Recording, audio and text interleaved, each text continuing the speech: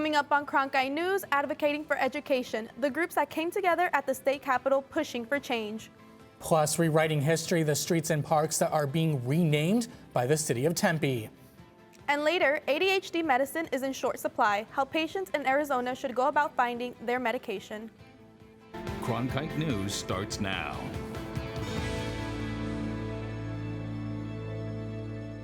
Good evening and welcome to Cronkite News on Arizona PBS. I'm Miriam Cristal Ordóñez. And I'm John Brown. Thank you for joining us. Many schools were off today for the President's Day holiday, but students and teachers took the opportunity to head to the Capitol. They gathered as part of Education Day, where community members came to lobby legislators on bills they think will help schools. Cronkite News reporter Alyssa Munoz was there for the discussions led by the Arizona School Board Association. Alyssa.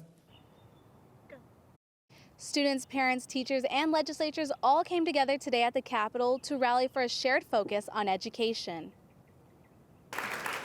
The discussion capitalized on what bills are being introduced. The Arizona School Board Association thinks these bills should be supported by the community. They also explained other bills they think would not benefit education. So far, schools have made progress by including extracurricular activities. I like being part of Unity Club because I get to learn more about my culture, and I think that's like one of the most important things a person should know about themselves is where they come from and where they knowledge about their own culture. I think that's really important. Students say there's still more room for improvement. Stop bullying, encourage good behavior. We could use more Spanish classes and sign language classes too. Legislatures also commented their thoughts on funding, but that's just one of few things they're focused on. In the meantime, reporting from the Capitol, Alyssa Munoz, Cronkite News. Thank you, Alyssa. The city of Tempe is renaming at least 3 streets and 4 parks to better represent the city's history. Cronkite News reporter Atra Maneshi takes us to some of these locations and tells us why the city is making these changes. Several of these parks and streets were named after Ku Klux Klan members, so the city is renaming them to represent historical and iconic Arizona figures. Let's go to 3 of these locations today. West Layard Street is being named Romo Jones Street after husband and wife duo Adolfo Romo and Joaquina Jones. They won their battle in court to have their children attend school with white children. To most Tempe residents, this park is known as 6th Street Park, but the City Council proposed a couple weeks ago to rename this park Ragsdale MLK Park. This is an additional renaming. Lincoln Ragsdale, who is a civil rights advocate and a Tuskegee Airman, and he played a big role in bringing MLK to Tempe to speak here. I'm over here, and this is our last location. This is Hudson Park, but it's going to be named Parque de Sosa. The Sotelo Sosa family was big on agriculture, and they helped in the canal construction of the Roosevelt Dam. Juan Sosa was also a big influence in the Latino community. The renaming committee has concluded their work, and a resolution will be brought to the March 2nd City Council meeting. In Tempe, Atria Mineshli, Cronkite News. The names for these locations come from community members and were vetted by council-appointed volunteers. An important health reminder for parents tonight. Doctors say you should think twice about giving your child medicine when they start running a fever. According to a new national poll, 1 in 3 parents give their kids medicine for a low-grade fever below 100 degrees. 1 in 2 parents would give it for a fever below 102 degrees. Pediatricians are warning against using fever reducers in these ways because they say the medicine hides the true problem, the root cause of the fever. Doctors want to remind parents that the medicines don't speed up recovery, but instead just relieve discomfort. Experts suggest monitoring the fever throughout the day instead of giving a second dose. Since the pandemic, there have been a number of shortages impacting Americans, from toilet paper to eggs, and now medication. Cronkite News reporter Shira Tanzer shows us how a lack of ADHD medication is impacting people's health.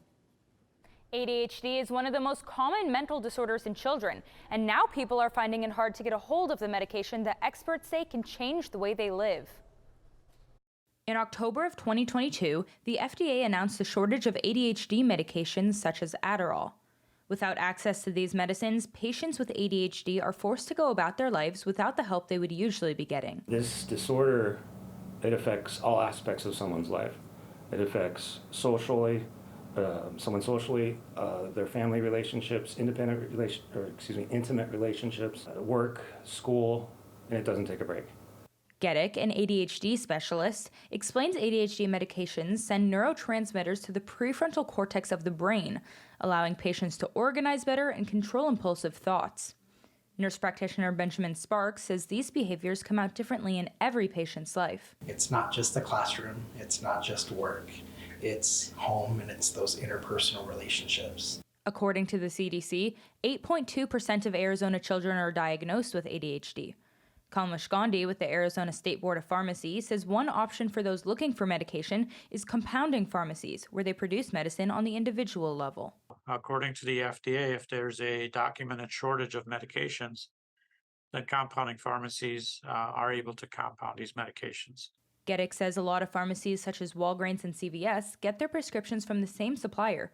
So if the suppliers run out, the medication can't get to the patients. We have a lot of new clients that are coming here who weren't able to get medicine from other practices that they were going to.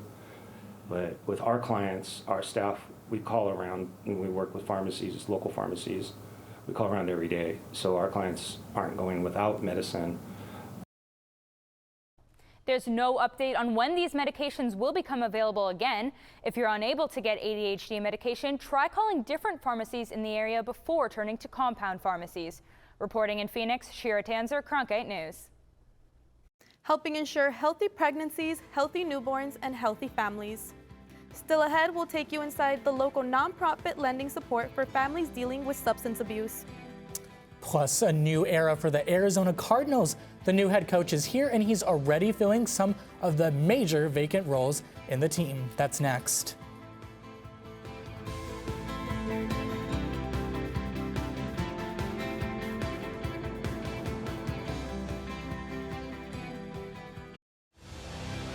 Now streaming on the PBS app, the definitive collection of documentaries from award-winning filmmaker Ken Burns.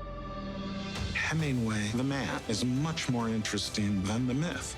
It is a story that Americans have to reckon with. He's got my job. I'm the town. Discover over 40 groundbreaking films that bring our history to life. Stream the Ken Burns collection now with Passport on the PBS app.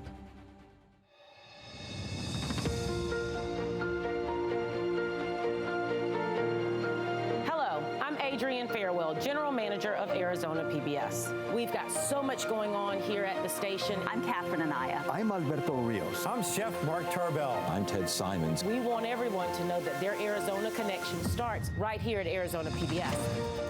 For over the past 60 years, Arizona PBS has told incredible stories of Arizona's distinctive people. We got to start being more vulnerable with each other. What I love most about being a Latina woman is the passion and drive that I feel. Beautiful landscapes and treasured history. We're doing something that benefits the community. Good evening and welcome to Horizonte. Welcome to Check Please, Arizona. Welcome to the U.S. Senate debate. The recipient of the Emmy is Arizona PBS.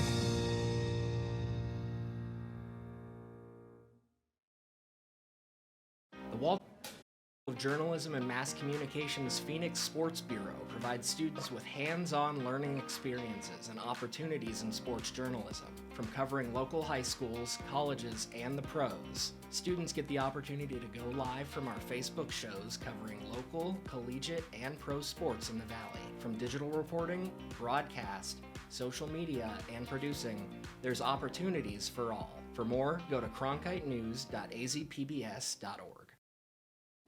We've been enjoying the 70s the last few days, but another blast of winter is on the way. Sarah Blue is in the Cronkite Weather Center tracking the next winter storm. Sarah, what can you tell us?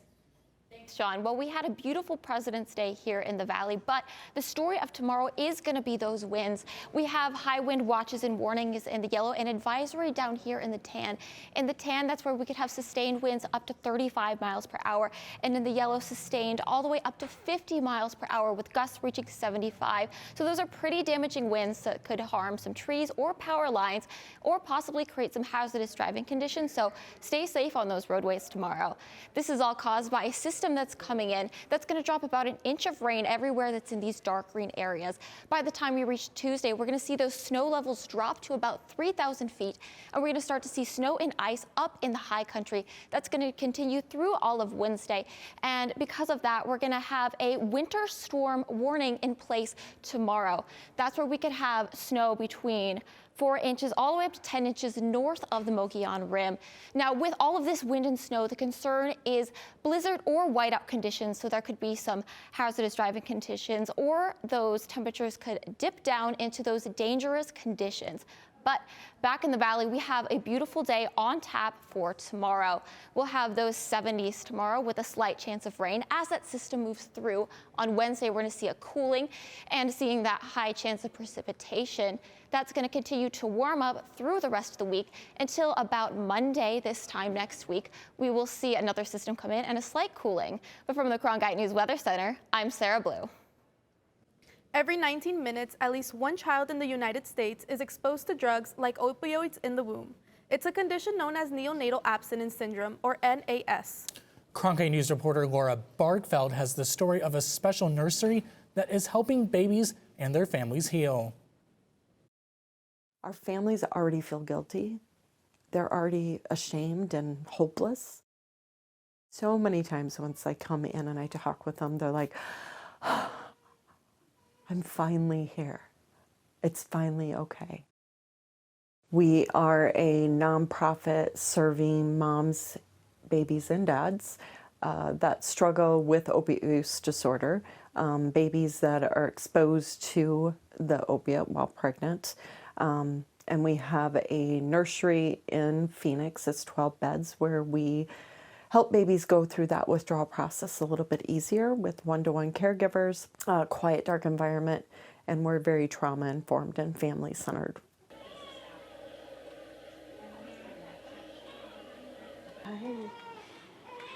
Hi, sweetheart. Okay. You're good. What we found is that environment makes a difference. Babies respond better. Babies respond better to their moms and dads.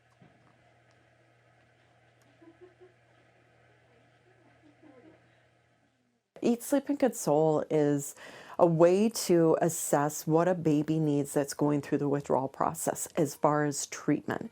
So if they can eat an ounce, if they can sleep for an hour, and they can be consoled within 10 minutes, they don't need pharmacological support. So our peer supports, we have 3 peer supports right now, 2 moms and a dad, and they have been through the Hush-a-Bye program. So their babies were born substance exposed. And what they've been able to do here is help families that are in the exact same situation. My name is Joey. I am a peer support specialist with Hush-a-Bye Nursery. I was in high school, and I played baseball. I kind of did everything. I played soccer as well, varsity, and I was hanging out with older people, and I started off, I got into, just partying, and it kind of went along the roads of, started with like Percocets and pills and stuff, and then I kind of got into black tar heroin. Over 10 years, I tried many times to get sober. But when I really realized, for me personally, that I needed to get sober was when I found out that my son's mother was pregnant. It was a lot internally to like compartmentalize everything and try to put the pieces together of the future, right? Like, what does the future look like is kind of how I thought about it. And then I kind of, what did I want the future to look like? The biggest thing that I did was get on methadone. I got some sort of treatment, right? And then I met Tara by total coincidence at the methadone clinic. Tara definitely helped guide that journey for me, if that makes sense. Like Hush-a-Bye and that program, had I not found it, I don't know what exactly would have happened. Thank you, sir. Having my son changed my life forever, personally. It's the greatest thing for me when I get to see a client overcome everything, get sober, come here after they deal with DCS, take their baby home, and then excel at being a parent, because that's what I did. If it was your baby that was going through this, your niece or nephew or your grandbaby, you would demand them to be at Hushabye because the babies do better. And it is what they all deserve. Since they opened in 2020, Hushabye Nursery has cared for more than 400 infants. I'm Ethan Tuttle. Coming up after the break, I'll have your Cronkite Sports Report. The Super Bowl brought many memorable events to Arizona, including one that could be life-changing for children battling life-threatening illnesses.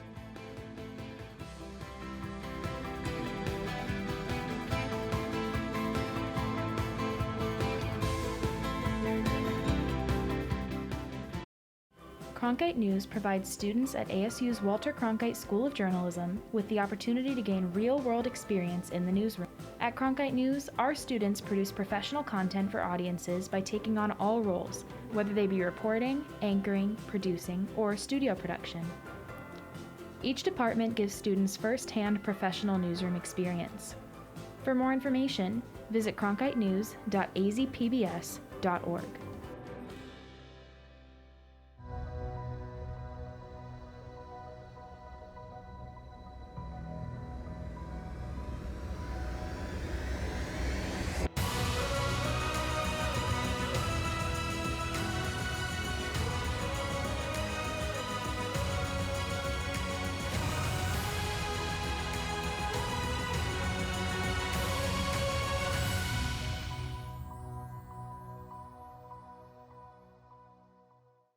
That way the flavors will marry nicely. Can you tell me what I'm looking at? I'm not looking for love, I'm looking for cookies. And there's still places to discover. It just absorbs you. You can make this at home if you can't find it. I will continue to eat and drink until you get here. Get here fast. Cheers. Oh, look at that. Oh, doesn't that look good? We are going to be eating well. It does work. It does. We got a happy little sky. We're just getting started.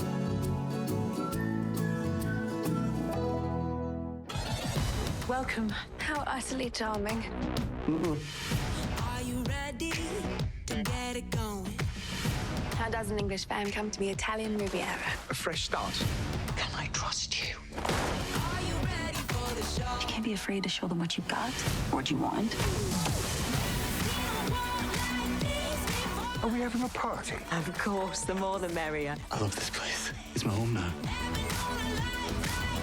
Trouble in paradise. I can't do it on my own.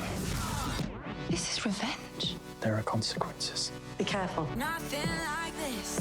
Nothing like this. Oh.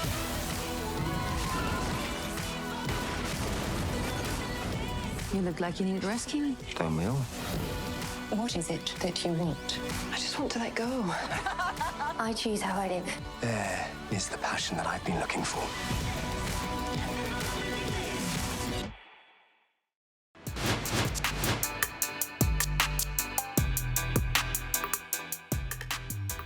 Welcome to the Cronkite Sports Report. I'm Ethan Tuttle. The Arizona Cardinals' new coaching staff is starting to fill out as head coach Jonathan Gannon added both of his coordinators over the weekend. On Saturday, the Cards hired former Eagles linebackers coach Nick Rollis to be the defensive coordinator. At just 29 years old, Rollis becomes the youngest coordinator in the NFL. The following day, former Browns quarterbacks coach Drew Petzing was hired as the Cardinals' offensive coordinator. Petzing previously worked with Gannon on the Minnesota Vikings. Former ASU golfer John Rahm clinched his third win of the season in just 6 starts, the latest coming at Riviera during the Genesis Invitational this weekend. Rahm is the fastest to reach 3 wins since Johnny Miller in 1975, who accomplished it in 10 fewer days. Rahm's final round 69 kept him atop the leaderboard to finish with a total score of 17 under par. This win also propelled Rahm to the world #1 ranking in the official Gold World Rankings. He spoke about his achievement after the win. I'm aware of the magnitude of this moment in this golf course, right? 20 seconds. I've never had 3 PGA Tour wins in a season, and to do it this early on is incredible, and to do it at this golf course. I mean, talk about the history of Riviera as a golf course, the history of Tiger Woods as a player, those two combined in this tournament, it's a pretty big deal. Another champion was crowned yesterday when Ricky Stenhouse Jr. won NASCAR's biggest race, the Daytona 500. Last year, NASCAR rolled out the Gen 7 car, but drivers complained about safety concern. Since then, NASCAR has been making modifications to the car and recently conducted testing at Phoenix Raceway. Cronkite Sports reporter Ireland Horvat was at the track for a first-hand look at the changes. The testing started early in the morning at Phoenix Raceway, where teams and drivers got to assess redesigns of the Gen 7 car to prevent serious injuries and see the improvement in racing on a shorter track. You do this work in the first stages virtually, right? It's a simulation engineering project and a lot of simulation, and then we did physical validation testing, so literally built up test parts and we run them into things. 7-time NASCAR Premier Series champion Jimmy Johnson came out of retirement earlier this year and got his first taste of the Gen 7 car. Although he has limited experience with the Gen 7, Johnson got a better feel for the car after taking part in driver orientation testing. The experience in the car is semi-familiar. I'm very happy to be here today to get a better handle of things. I think the new tire, the sidewall profile of the tire, and certainly the aero balance of the car is dramatically different than what I've experienced before. I'm thankful that I had some sim time because I think I would have busted my butt if I just showed up here and tried to drive off of memory. Defending Cup Series champion Joey Logano was also there to test drive the modified car and see how it performed on a crowded track. It's never going to feel great in traffic. So I was saying, until you race a car with no body on it, you're going to have dirty air. The testing proved to be helpful for the future safety of drivers as they were able to collaborate with engineers in making sure the Gen 7 modifications are up to speed. In Avondale, Ireland Horvat, Cronkite Sports. The Super Bowl has come and gone, but legends of the game gathered for one special event to help raise money in fighting childhood cancer. Nick Hogan takes us inside the Legends for Charity event that also gave out a huge honor. During Super Bowl week, Pro Football Hall of Famers, broadcasters, their families, and others gathered in downtown Phoenix to support a common goal, fighting childhood cancer and other serious illnesses. I mean, the mission's the same, right? Kids with cancer, say no more. If you can't get behind that as a human being, whether you win an award or not, what good are you? The event's activities include recognizing the 2023 Pat Summerall Award winner, Howie Long. The NFL Hall of Famer and broadcaster has been connected to St. Jude for quite some time. In fact, Long had a chance to reconnect with Owen Church at Thursday's event, who he visited at St. Jude years ago when Church was battling cancer. You couldn't imagine that Owen at 5 years old and the one I'm seeing now at 17. It's amazing. Supporters gathered here at the Hyatt Regency in downtown Phoenix to help raise donations for St. Jude Children's Research Hospital. Those donations help allow St. Jude to never bill families for treatment, travel, housing, or food. To know that they don't have to pay anything, you know, and every family who comes there, they don't pay anything for all that care, for putting them up, taking care of the family, flying them there, it's just really spectacular.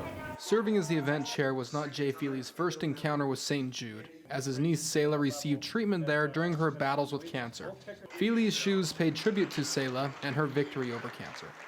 For all involved, it was clear that the event allowed for members of the football community to put their focus on something bigger than the game.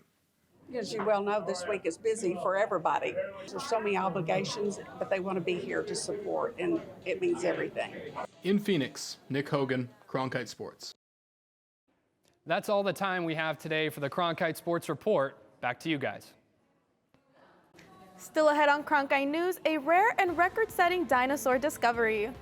What experts say this fossil footprint reveals about the dinosaurs that roamed the Earth millions of years ago.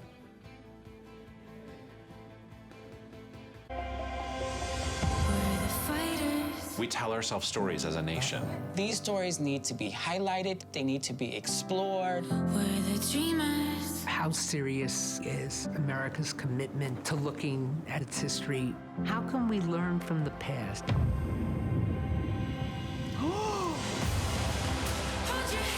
Douglas said, "You're going to look me in the eye and see my humanity." It's illuminating. I'm seeing the expansiveness of my history. It's pretty great. There's so much richness to Black life and Black culture. I think the story of Muslims in America is the story of America. Tonight, they are free. I cannot imagine how excited he must have been. It's a wonderful feeling. This is why we do this. It makes me even more committed to struggling for a better world.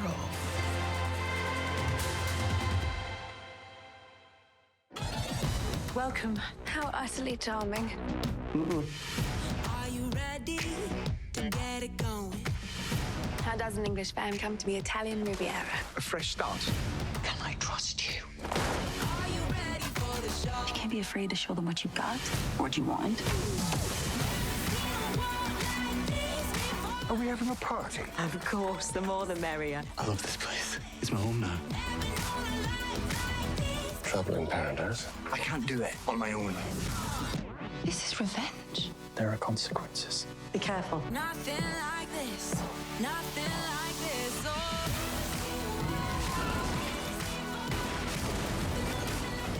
You look like you need rescuing. Tell me all. What is it that you want?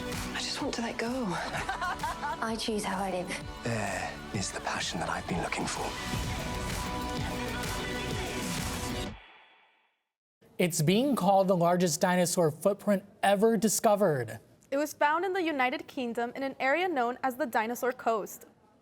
Archaeologists say this Jurassic footprint is at least 3 feet long and 166 million years old. The dinosaur could be one of the largest predators of its time with a hip height of at least 10 feet. The footprint has been carefully collected and donated to a museum. That's it for Cronkite News tonight. Thanks for joining us. Good show.